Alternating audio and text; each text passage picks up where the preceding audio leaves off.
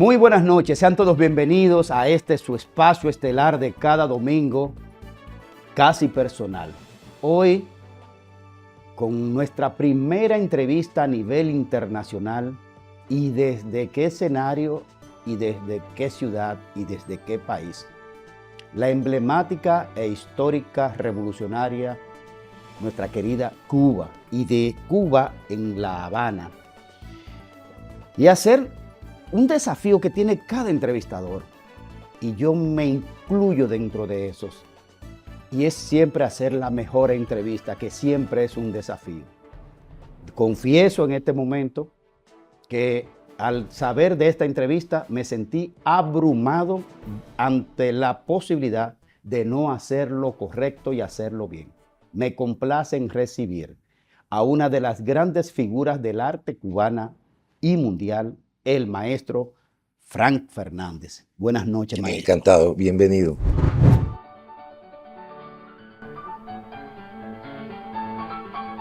Un símbolo de la cultura cubana. Frank Fernández, una de las figuras cimeras de la pianística cubana, se reconoce en el orbe como excelente intérprete de casi todos los géneros clásicos y populares.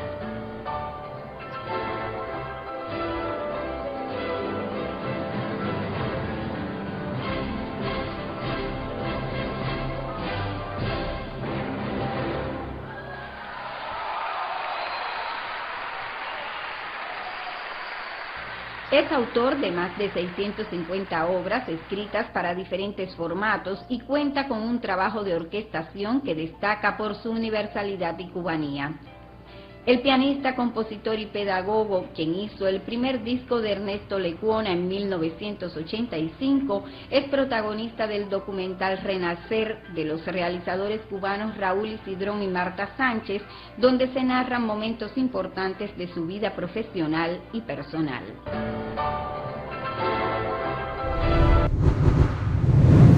La verdad es que me sentí un poco atemorizado de entrevistar a una figura de su talla de clase mundial. Bienvenido a Casi Personal en la República Dominicana. Gracias. Ante todo, conocer un poco de la génesis de las personas que uno entrevista nos permite situarnos a veces en el carácter, el perfil y la estructura ideológica o educacional o profesional. ¿De dónde viene Frank Fernández? De un pueblecito que gracias a Compay Segundo se ha hecho famoso, que se llama Mayarí. Muy pequeño en la zona norte de Oriente, donde gracias a la providencia, mi mamá tenía una pequeña academia musical. Ya entonces no voy para Marcané, llego a Puerto, voy para Mayarí.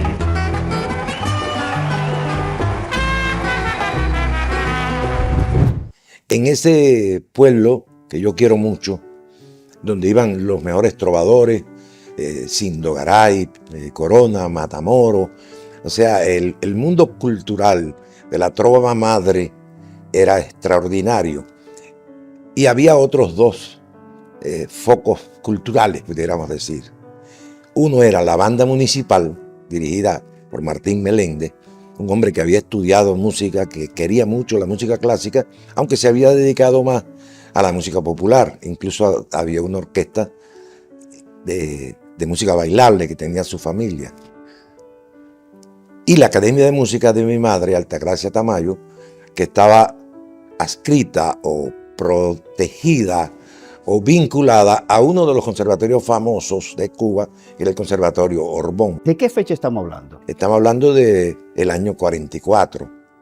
Pero hay partituras de alumnos de mamá que yo he descubierto que ya en el año 30, 33 o 36, que yo no había nacido todavía, hay anotaciones de alumnos de mi madre que denotan que ya la academia existía en los años 30 y pico. Eso no es habitual en Cuba ni en ningún país caribeño no, esa tradición de conocer un poco de Mozart, de Beethoven, Sí. con cualquier limitante que podemos aceptar por la distancia. La comunicación de ese entonces era muy limitada. Limitada. Era básicamente una comunicación vía marítima. Llegaban las Exacto. cosas. La tecnología no estaba ni apenas empezando. Y el conservatorio ese que auspiciaba la Academia de Mamá, que te mencioné, Conservatorio Orbón, donde el famoso compositor cubano que luego fue a Estados Unidos, Julián Orbón, un hombre famoso en su época.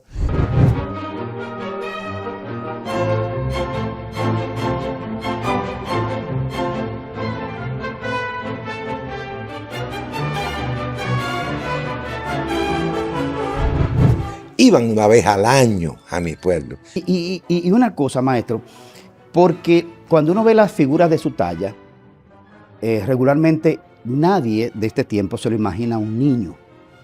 El niño Francisco Antonio. Francisco Antonio. ¿Quién era ese niño Francisco Antonio? Bueno, los recuerdos son más, Graimer, de lo que a mí me han contado. ¿Desde cuándo data su primera memoria de infancia? La mía Sí, data desde los 5 o 6, 5 o 6 años. pero empecé a tocar a los 4 y lo sé porque me lo cuentan, A los 4 años, de oído. de oído. Es decir, ¿qué usted tocó en principio? Yo empecé a tocar, según me cuentan, porque a los 4 años no hay un intelecto desarrollado, por eso yo siempre digo, hay quien dice, yo me acuerdo, yo no me acuerdo de que yo tocaba a los 4.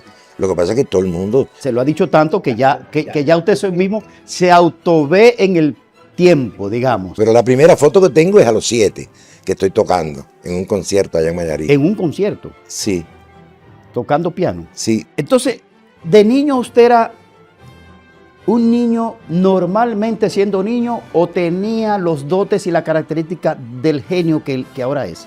bueno, yo no sé si se puede llamar genio.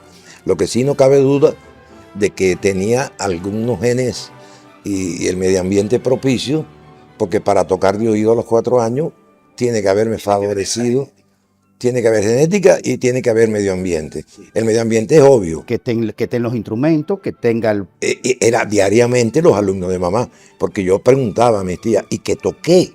Y me dicen, tú tocas de oído los estudios que tú aprendes a los alumnos de tu mamá. Una cosa que O sea, había cierto talento como es natural. regularmente los hombres de su categoría, o de parte de un ejemplo, las personas de su categoría que trascienden con tanto nivel y que son reconocidos por los grandes de su tiempo, regularmente tienen un principio fundamental a muy temprana edad. Ese niño hacía las cosas habituales de niño o no, o era un niño que se traía atrás en la música. Bueno, según recuerdo, que mi recuerdo, dije hace un momento, empiezan a ser a los 5, a los 6 años, me costaba trabajo estudiar. Las otras cosas que no fuera la No, música. ni la música. Y la música también. Yo nomás quería tocar la música, No la pero música. estudiar la música no. Y para los que quizás no comprendan, el problema es que la música también hay que estudiar, porque hay una teoría, hay un conocimiento de la partitura, Una estructura. un intelecto que hay que estudiar. No sé si queda claro la forma que estoy explicando de por qué no me gustaba estudiar, porque la teoría no me gustaba, el solfeo no me gustaba, Porque eso es habitual. porque también yo tenía la facilidad de que tocaba, hermano. Pero ese tema, maestro, del niño genio por la música. Yo creo que es un poco exagerado, o sea, No, su historia está casada. No es una hipérbole de su evaluación histórica, no.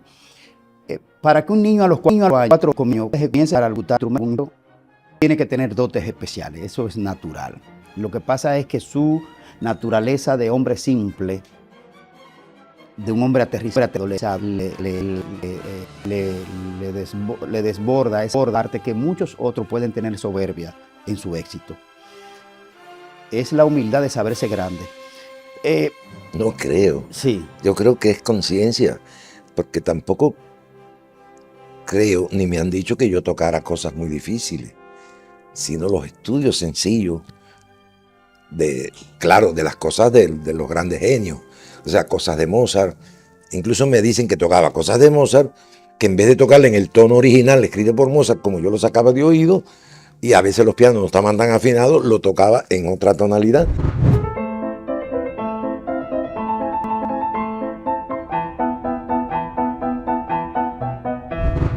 Pero sonaba. Sonaba, se aproximaba. Se aproximaba. Pero ese niño, Francisco Antonio, ¿cuántos, su papá y su mamá, cuántos hijos tuvieron? 2. 2. ¿Usted y una hembra mayor que también la obligaron a estudiar piano porque lo que querían era que la hembra fuera la pianista. Porque estaba primero y tenía muchas esperanzas. Y era hembra, y entonces la hembra era más bonita. ¿Cómo se llama? María Antonia. María Antonia. María Antonia. ¿Aún vive? Está viviendo en Estados Unidos hace como 40 años. Sí. Terminó los 8 años de piano, se graduó y le regaló a mi papá el título. Y se largó. Y nunca más. No, ella estuvo mucho tiempo en Cuba antes de irse. Pero lo que se largó fue del piano. Nunca más tocó. Cumplió con la exigencia. Ella decía, es que yo no tengo el talento de mi hermano. Baby, a mí me decían baby. Un momento, usted le decían baby. Baby. No baby, baby. Baby. Sí, pero puede ser que viniera del baby, porque de la parece que mamá cuando el murió chiquito, pues decía el baby. Y una cosa. Nadie me decía Francisco Antonio. Antonio, que lo he dicho que me ha dicho Francisco Antonio, en mi vida eres tú. Bueno, usted fue que lo confesó. Aquí. Pero es que no me preocupa. Lo que información. Sí. Te doy información. ¿verdad? Sí, claro. De eso se trata este diálogo, maestro. Y usted en la infancia estudió otra cosa. O sea, terminó sus estudios normales. La escuela normal. ¿Hasta dónde llegó? Yo llegué hasta precomercial, o sea, lo que es como el bachillerato. Porque papá quería que yo fuera contador. Él decía que los músicos y los humoristas sean bien. Bueno, usted rompió ese mito. Y entonces solo llegó al bachillerato. Sí. En materia de la escuela normal. Sí, lo que es la enseñanza, o sea, toda la escuela elemental, después la secundaria que le dicen, y llegué a ser primer año de comercio y no pude. No pudo.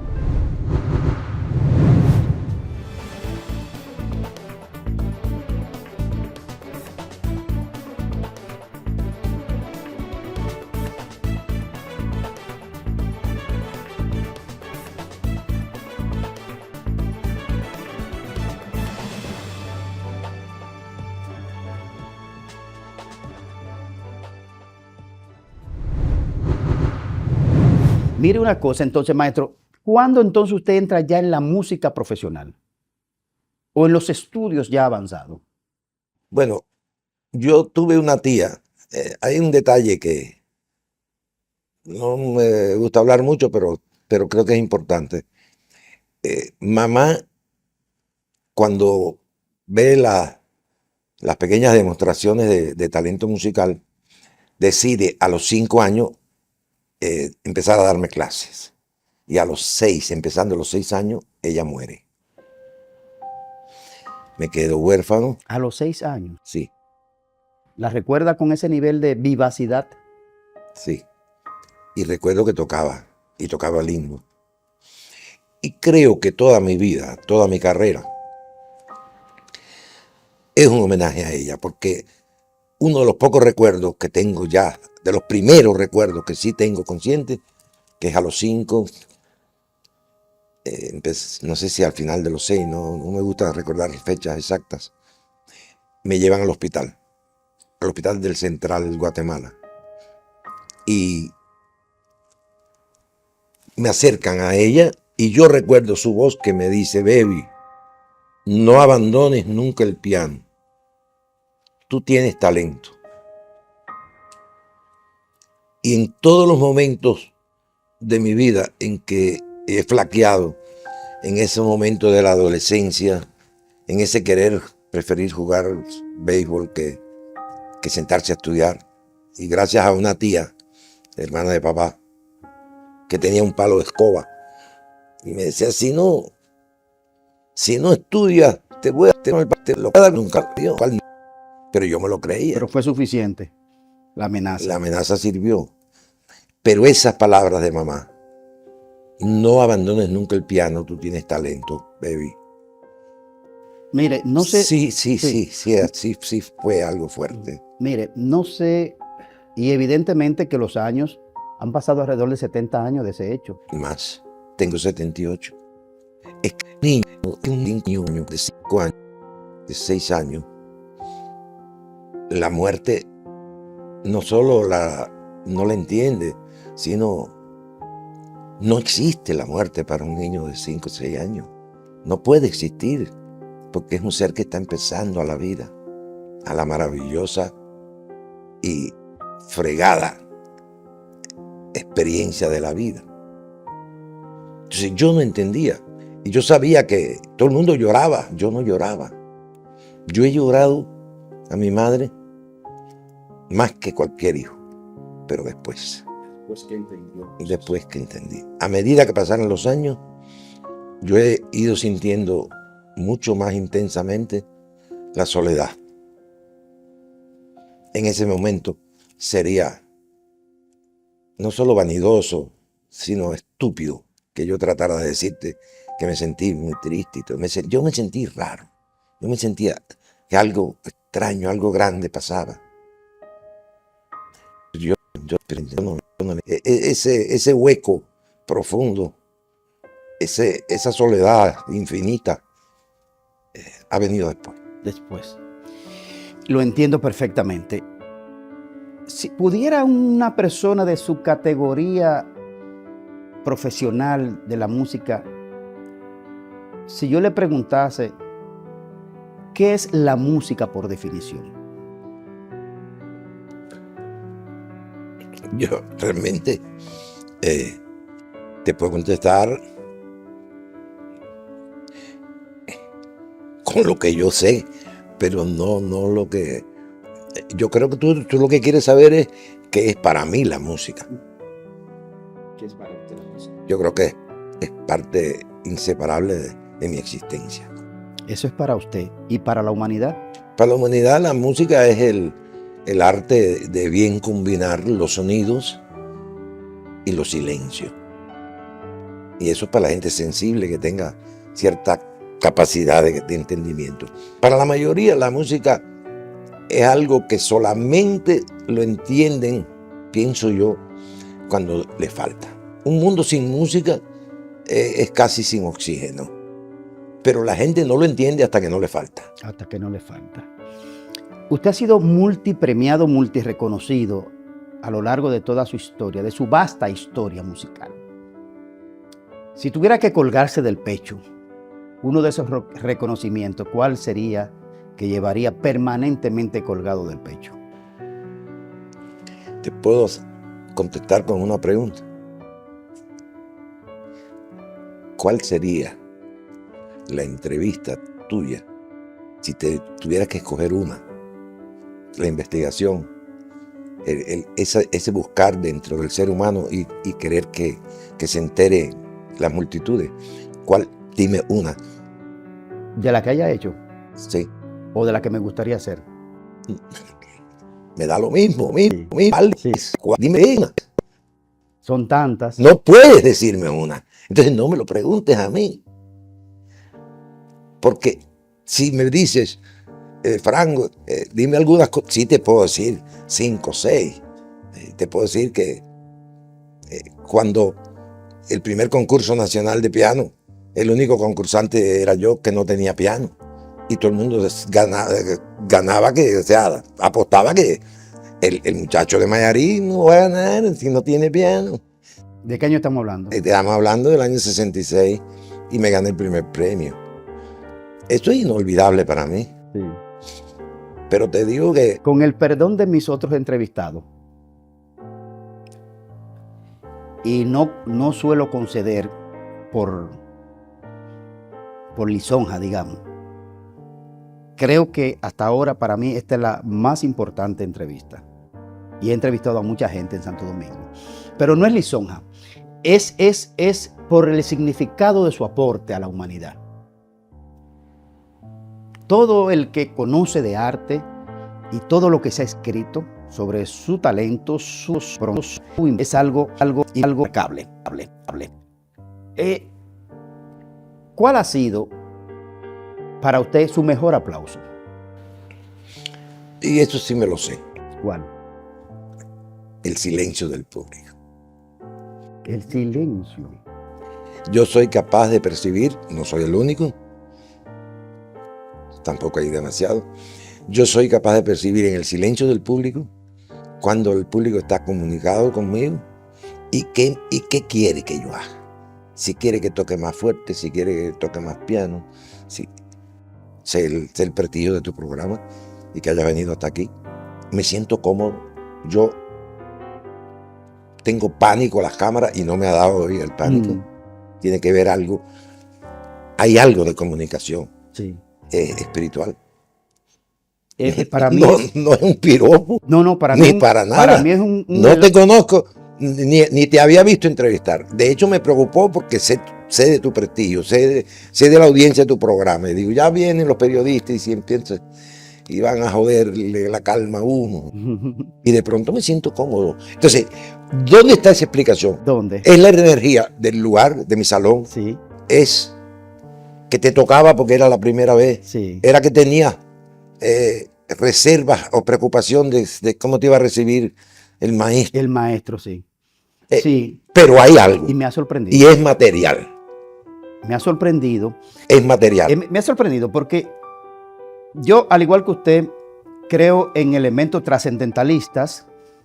El universo, somos parte de ese polvo de estrella y de estas fuerzas universales que hacen de este plano existencial algo maravilloso. Y yo soy trascendentalista en ese punto de vista, desde ese punto que usted lo ve. Soy trascendentalista. Hay energías que trascienden a los individuos. Es increíble que una persona como usted, que ha visitado tantos países, tantos escenarios, pueda sentir de alguna manera cuánto tiempo, cuánta conectividad con ese público y cuando eso le produce y le motiva sus mejores acordes. Yo digo, igual que Vladimir Horowitz, los públicos pueden ser incultos individualmente, pero un público masivamente siempre es sabio. Y yo no te voy a explicar ni a ti, ni a los televidentes, ni a nadie cómo pasa. Pero el fenómeno pasa cuando yo logro sentirme como que el público no existe, cuando yo estoy más solo, cuando yo estoy más entregado al sonido, es cuando yo siento el silencio del público. Y estoy seguro que hay mucha gente que va a comprenderme, porque eso no es cuando uno está tocando el piano, ni es un privilegio de Fran Fernández. Eso es un problema de comunicación que la ciencia todavía tiene mucha ignorancia. Sí, tenemos muchas cosas que aprender todavía.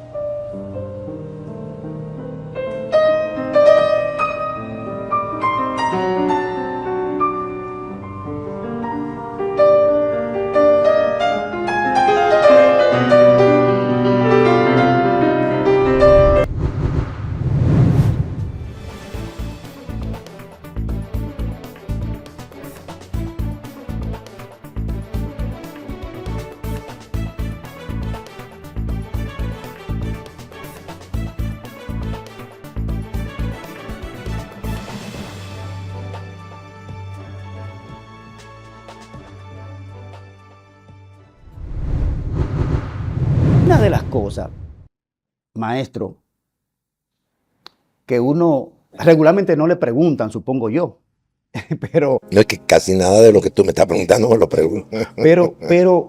pero, ¿cómo se siente un hombre de su dimensión dando, si lo ha pasado, y supongo que sí, porque es humano, un acorde inadecuado en una presentación artística?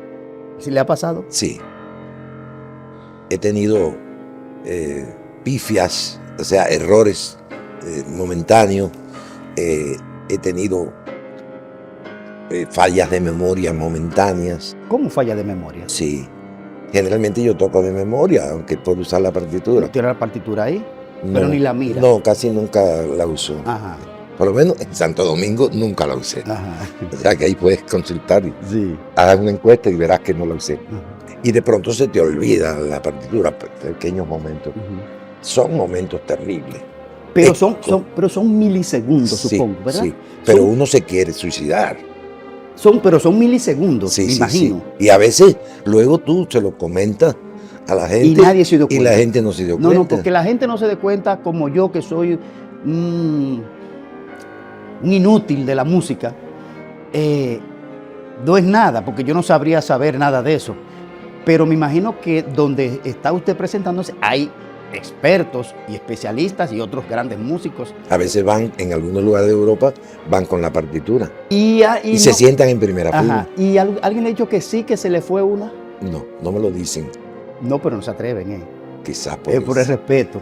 Pero yo hasta bromas he hecho con eso. Greimer, es un fenómeno. En primer lugar, que a ningún artista le gusta hablar tal de esto. Pero a mí no me apena, porque yo no conozco a ningún artista que yo respete que haya sido infalible. Todos los grandes artistas que yo conozco, que respeto, se han equivocado. Y creo que la grandeza consiste, y eso se ha dicho mucho, no en caer. La grandeza consiste en levantarse. Así es, así Y es. cada vez que hay un error, se aprende más que cuando todo sale bien. Lo decía el gran Nelson Mandela. Lo decía el gran Nelson Mandela sobre el tema del tener temor o miedo. El tema, los hombres grandes, no lo que son, no tienen miedo, se sobreponen a ellos. Esa es la valentía, ¿entiendes? Esa es la verdadera valentía. Lo que pasa es que es un momento es muy difícil. que de madre, Es como muy decimos difícil. aquí. Y algún otro grande de su estatura musical, lo mismo. Muchos, de mucha estatura y de mayor estatura. ¿Como quién en este Como tiempo? por ejemplo Arturo Rubinstein, el famoso pianista de todos los tiempos. Él confesó, lo invitaron de jurado en el concurso Van Cliburn, en Texas. Y le pidieron que hiciera el brindis, que Rubinstein no había jurado de más prestigio. Y Rubinstein dijo, no, por favor, que lo haga otro, el otro. No, maestro, usted. Y dice Rubinstein, que venía a todos los años a Cuba a tocar, y se tomaba una botella de whisky en el Carmelo frente al Teatro Amadeo Roldán, y luego iba y tocaba los conciertos de Brahms. Era un hombre muy, muy vital, polaco. Y accedió a hacer el brindis de los laureados, y cogió la copa, y todo el mundo, el perruante va a brindar. Y dice, brindo por no los laureados. Aquello, según me cuentan, yo no estaba en Texas en ese momento, pero están que cuento eso, porque Brindis era la personalidad pianística del concurso pianístico, pero no para hablar de los que no triunfaron. De los que no están en primera escena. Y dijo, porque yo que también he sido eliminado en algunos momentos de mi vida, y creo que he demostrado con el tiempo que algo sé de música. Dicen que se cayó, porque eso se hace en salas, no sé en qué teatro lo hicieron, pero que era una multitud, menos los presidentes de la institución y los jurados, que no lo invitaron nunca más. Se cayó aquello porque es un hecho real.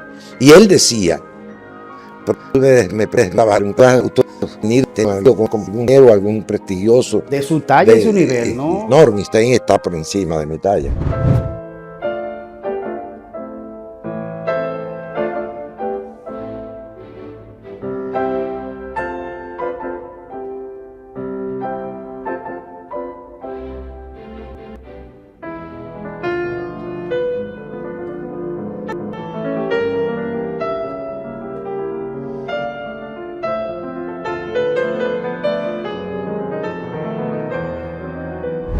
Conversaba yo en estos días con un amigo y hablamos de un poco de literatura, no recuerdo por qué.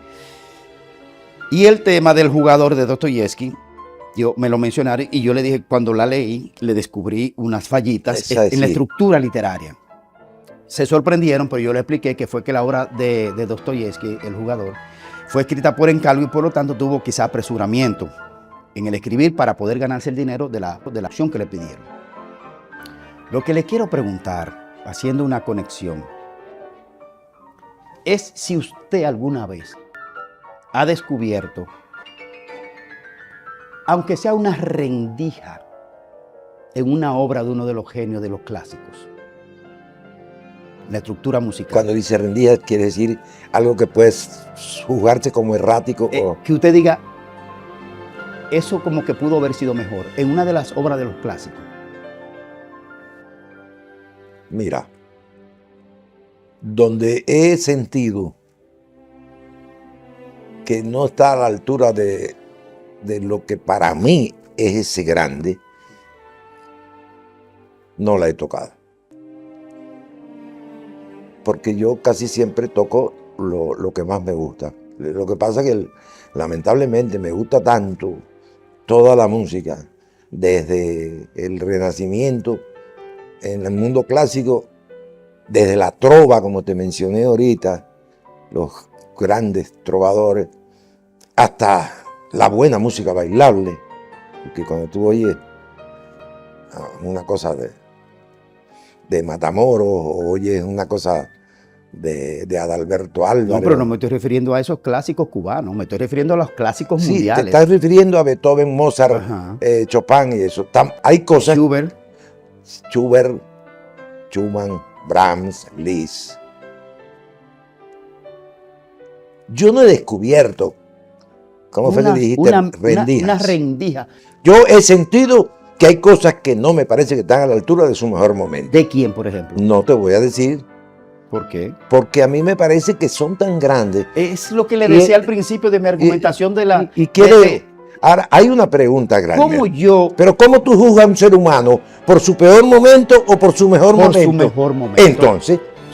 Pero sería algo genial escuchar... No, es chismoso. ¿Es chismoso? Es chismoso. Perdóname. Es vulgar. Que yo te diga, por ejemplo, que las bagatelas de Beethoven me gustan menos que las sonatas. Y el público no sabe a cuál me gusta más. Allá. Y Katana se me fue. Y Aida que sí iban a saber cuál. Usted es un hombre muy respetable en ese sentido. Y entonces, ¿usted alguna vez...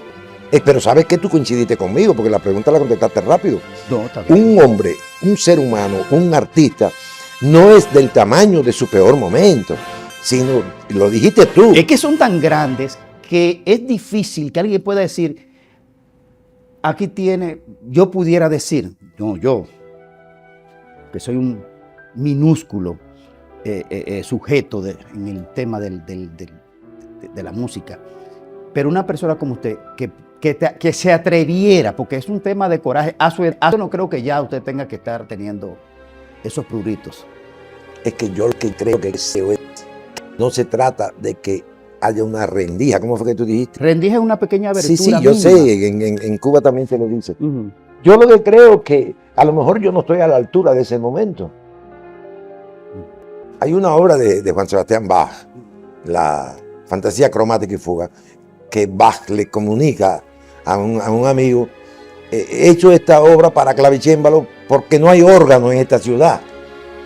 Y resulta que eso se ha convertido en una de las obras más contradictorias, porque yo pienso que si Bach se quejó de que no había órgano era porque él tenía un sonido de órgano en su cerebro y la escribió para clavicémbalo porque era lo que había en la ciudad.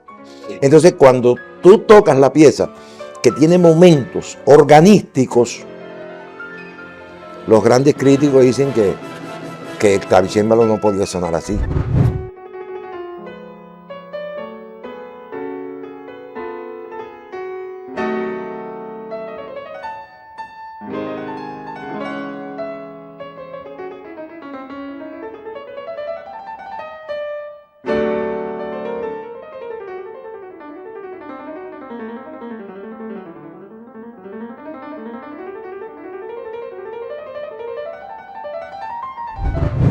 Y digo yo, iba a decir una mala palabra que no se debe decir Pero no, en no se televisión. preocupe. Esto Y está digo yo, pero funcionando. si es que él quería en su momento, el sonido que él tenía en su mente. Entonces siempre el sonido está primero en la mente y la mente está en el teclado o en la orquesta. Ustedes, los maestros. No, siempre, cualquiera que tenga inspiración, primero se sueña y luego se Lo que escucha. usted quiere decir que fue un atrevimiento de los críticos de ese momento Fue sobre Bach. lo que yo creo que es una ignorancia de los críticos pretender Un genio. que esa obra que se quedó escrita para clavicémbalo, pero que Bach se quejó de que no había órgano, no se pueda tocar en los pianos modernos, porque la pregunta, ¿y si Bach hubiera tenido un Steinway y gran cola, modelo D como el que estás tú, que te está sirviendo? Aquí en el fondo de escenografía. En el fondo de Hamburgo, ¿qué hubiera escrito? ¿Cómo hubiera sonado? Entonces ahí vienen los puristas, ahí viene el medio tonto que te dijo que cómo tú te atrevías Hacer una observación de Dostoyevsky. La sabiduría humana está muy repartida y pobre de los tontos que se crean que saben mucho.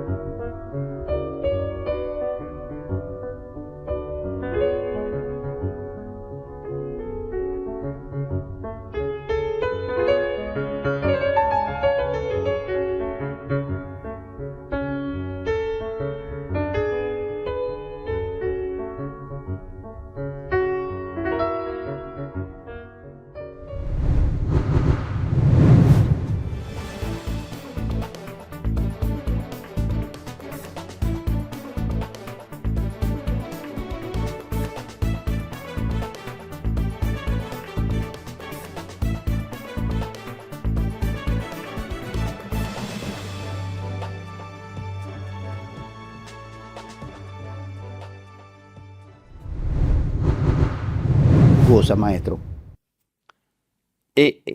¿Tiene alguna valoración existencial el concepto de la muerte en usted?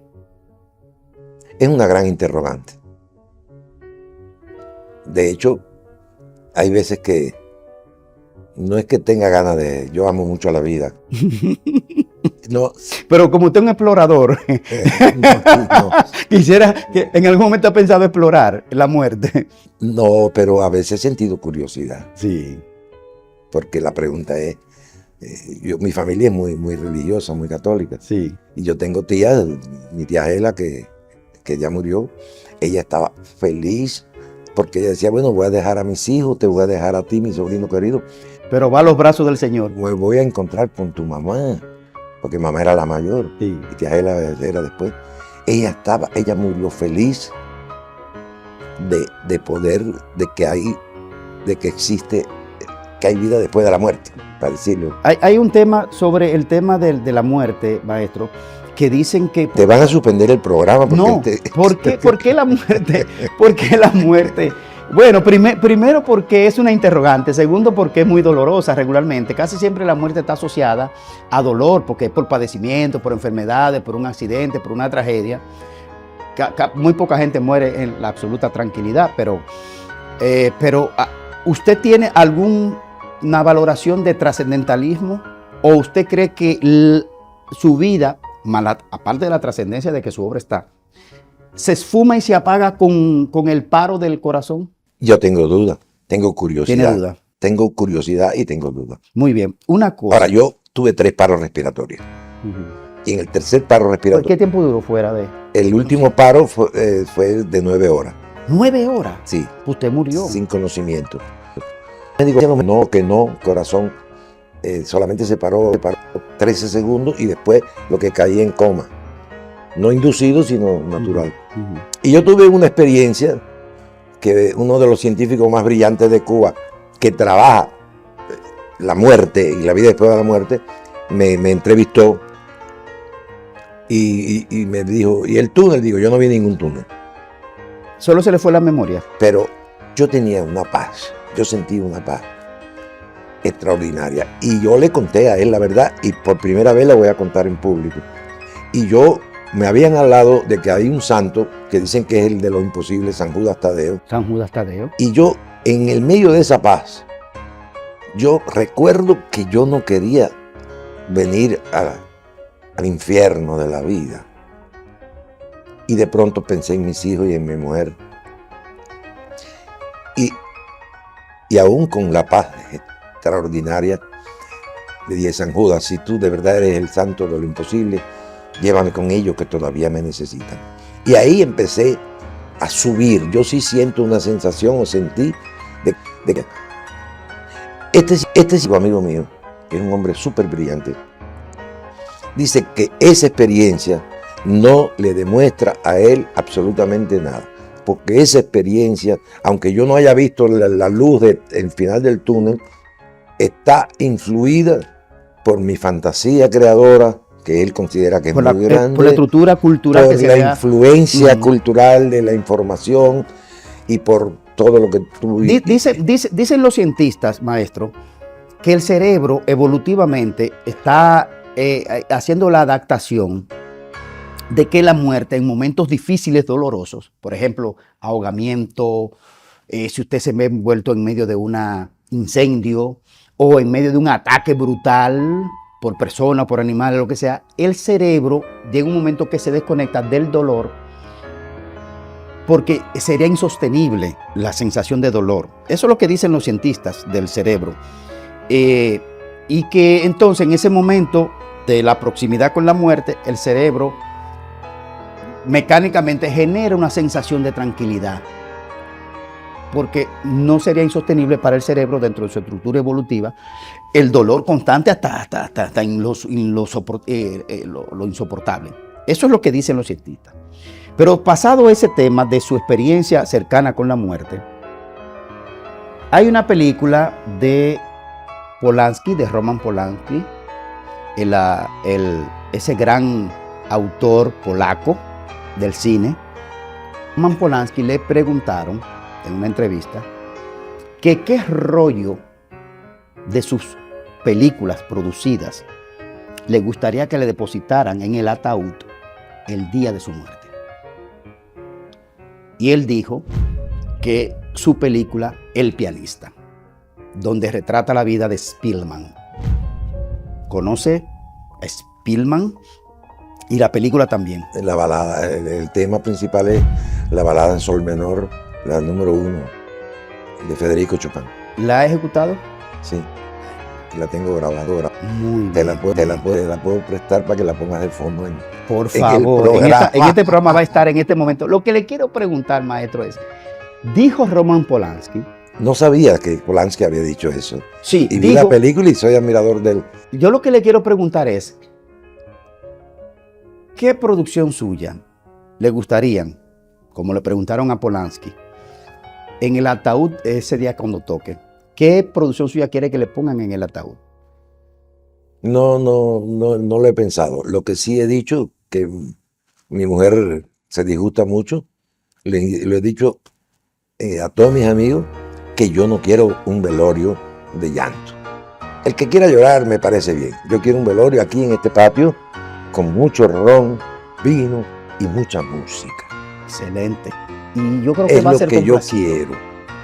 Y va a ser Y complacido. yo no sé si yo voy a anotar algo, porque acuérdate que no he descubierto si hay vida después de la muerte.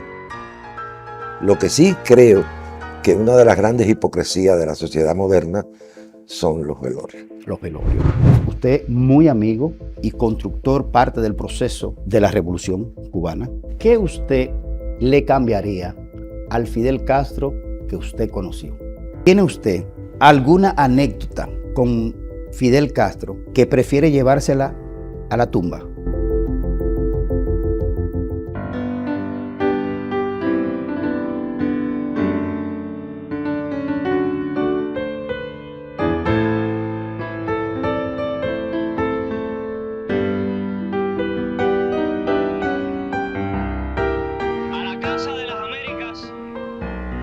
Santa María, honra José Martí, por tu bregar constante en todo lo común de nuestra gente, por demoler fronteras, por tu aliento al hombre y su memoria, por tus años de vida permanente.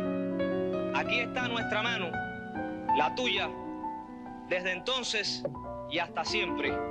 Movimiento de la Nueva Trova, Unión de Jóvenes Comunistas.